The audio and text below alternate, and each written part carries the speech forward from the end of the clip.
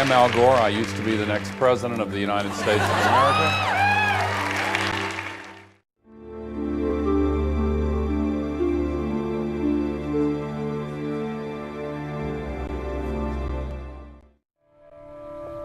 There have been warnings that hurricanes would get stronger.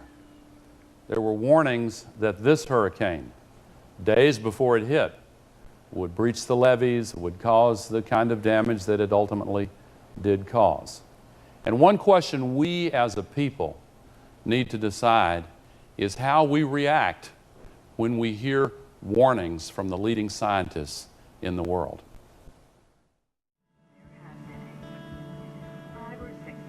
Making mistakes in generations and centuries past would have consequences that we could overcome. We don't have that luxury anymore. We didn't ask for it, but here it is. Europe has just had a year very similar to the one we've had, where they say nature's been going crazy. All kinds of unusual catastrophes, like a nature hike through the book of Revelations.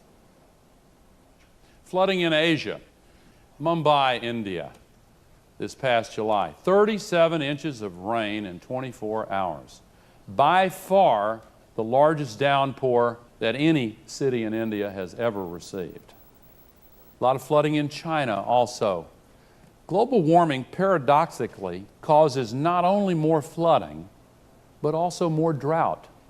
This neighboring province, right next door, had a severe drought at the same time these areas were flooding.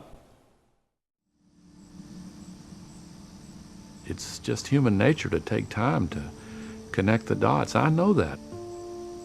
But I also know that there can be a day of reckoning when you wish you had connected the dots more quickly. And that's what I'd like to finish with, the fact that we already know everything we need to know to effectively address this problem. We've got to do a lot of things, not just one. If we use more efficient electricity appliances, we can save this much off of the global warming pollution that would otherwise be put into the atmosphere. If we use other end-use efficiency, this much. If we have higher mileage cars, this much. And all these begin to add up. Other transport efficiency, renewable technology, carbon capture and sequestration, a big solution that you're going to be hearing a lot more about. They all add up, and pretty soon we are below our 1970 emissions. We have everything we need, save perhaps political will. We have the ability to do this. Each one of us is a cause of global warming, but each of us can make choices to change that. With the things we buy, the electricity we use, the cars we drive, we can make choices to bring our individual carbon emissions to zero.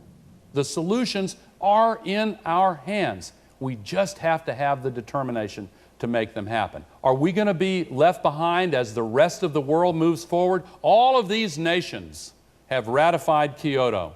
There are only 2 advanced nations in the world that have not ratified Kyoto, and we are one of them. The other is Australia. So, what about the rest of us? Ultimately, this question comes down to this: are we capable of rising above ourselves and above history? Well, the record indicates that we do have that capacity. You see that pale blue dot? That's us. Everything that has ever happened in all of human history has happened on that pixel. All the triumphs and all the tragedies, all the wars, all the famines, all the major advances. It's our only home. And that is what is at stake. Our ability to live on planet Earth, to have a future as a civilization. I believe this is a moral issue. It is your time to seize this issue It is our time to rise again to secure our future.